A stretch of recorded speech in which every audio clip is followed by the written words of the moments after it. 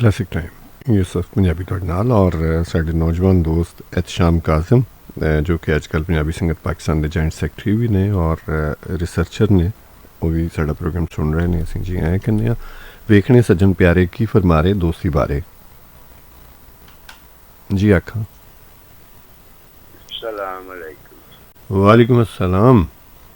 मेरा नाम जी मोहम्मद शहजाद लाहौर शादबाग से बोल रहा हूँ। अच्छा, शादबाग तो बोल रहे हो, लेकिन तुहाडी आवाज़ बहुत घट आ रही है। या तो तुसीं हैंड फ्री लाई हुई है?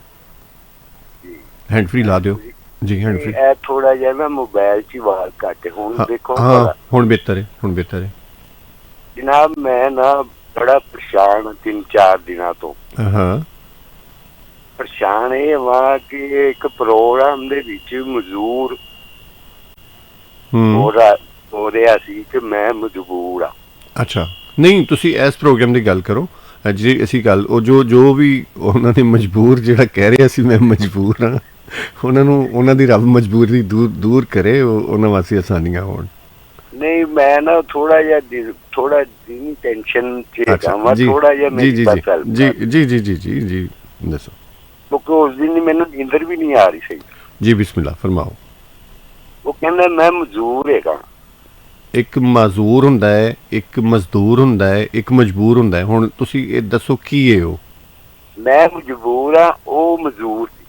अच्छा, तुसी मजबूर हो, वो माजूर सी। ठीक है। हाँ जी हाँ जी। थोड़ी गल मेरी समझ लेना कोई गल। जी जी जी बिस्मिल्लाह। मैं अनपढ़ जिहा बंदा। नहीं गल करो, तुसी गल करो।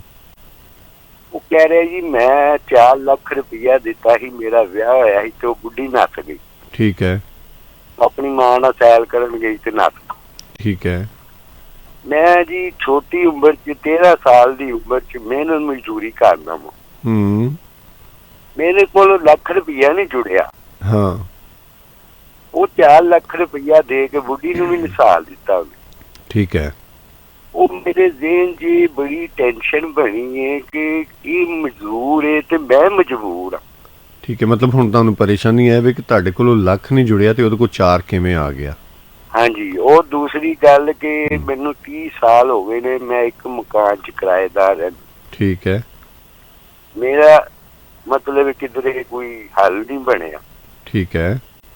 अगले दिनों बंदे का फोन आंदा जी, ओनू ना मैं 5000 रुपया सेंड कर दिता है। ठीक है। मजदूर आदमी। ठीक है। मैं उसकी मदद की है। हाँ। ते बहुत अच्छा है, अनपढ़ हैगा वे, चलो नौकरी कित्थे करेगा। ठीक है। मैं इस गल ते आना चाहना कि मजबूर ते मजदूर वो तो नजर आ जाता कि मजबूर है। अच्छा ठीक है। अच्छा मैं हुण नजर आंदा जी तुसी मजबूर हो, लेकिन इस मजबूरी दे पिछे ना तुसी वेखो तुहाडी कमी बेशी कित्थे है। अगर तुसी पिछले किन्ने साल तो किराए ते रह रहे हो?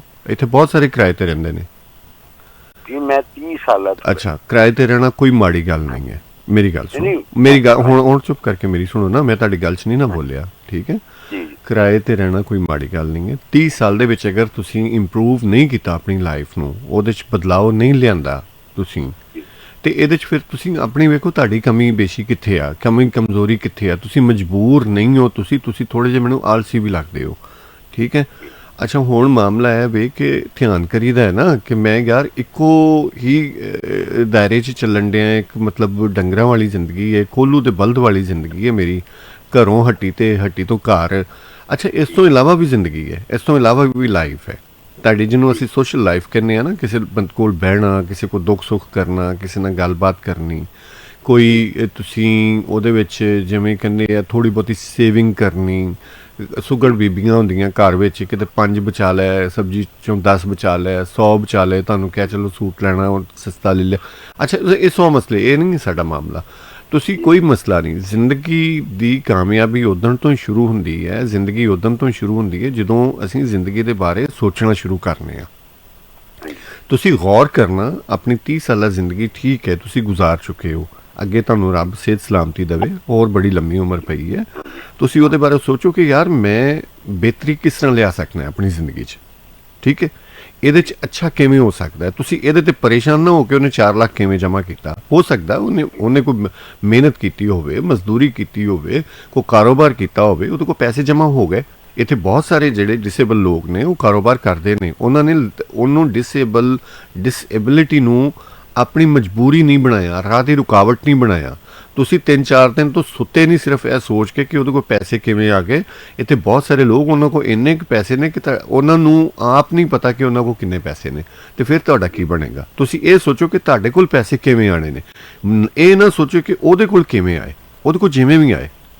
ਤੁਸੀਂ ਅੱਜ ਤੋਂ ਇਹ ਸੋਚਣਾ ਸ਼ੁਰੂ ਕਰੋ ਕਿ ਤੁਹਾਡੇ ਕੋਲ ਪੈਸੇ ਕਿਵੇਂ ਆਣੇ ਨੇ, ਤੁਸੀਂ ਆਪਣੀ ਲਾਈਫ ਨੂੰ ਕਿਵੇਂ ਬਦਲਣਾ ਹੈ, ਚੇਂਜ ਕਿਵੇਂ ਕਰਨਾ ਹੈ। ਠੀਕ ਹੈ, ਜਿਉਂਦੇ ਵਾਸਤੇ ਰਹੋ, ਸਲਾਮਤ ਰਹੋ, ਰੱਬ ਰੱਖ। ਓਕੇ। 0429923216 04299232167 ਸਾਡਾ ਨੰਬਰ ਹੈ। ਔਰ ਸੱਜਣ ਮਿੱਤਰ ਪਿਆਰੇ, ਅਗਰ ਦੋਸਤੀ ਬਾਰੇ ਗੱਲ ਕਰਨਾ ਚਾਹ ਰਹੇ ਤੇ ਉਹ ਜ਼ਰੂਰ ਆ ਕੇ ਗੱਲ ਕਰ ਸਕਦੇ ਨੇ। ਅੱਜ ਦਾ ਸਾਡਾ ਬਿਲਕੁਲ ਸਿੱਧਾ ਜਿਹਾ ਸਰਨਾਮਾ ਹੈ, ਦੋਸਤੀ। ਜੀ ਆਖਾ, ਜੀ ਆਖਾ। ਹੈਲੋ, ਹੈਲੋ ਜੀ। 1 2 ਤੇ 3 ਤੁਹਾਨੂੰ ਮੇਰੀ ਆਵਾਜ਼ ਸ਼ਾਇਦ ਜਾਰੀ ਨਹੀਂ ਜਾ ਰਹੀ, ਲੇਕਿਨ ਤੁਹਾਡੀ ਆਵਾਜ਼ ਮੇਰੇ ਤੱਕ ਨਹੀਂ ਆ ਰਹੀ।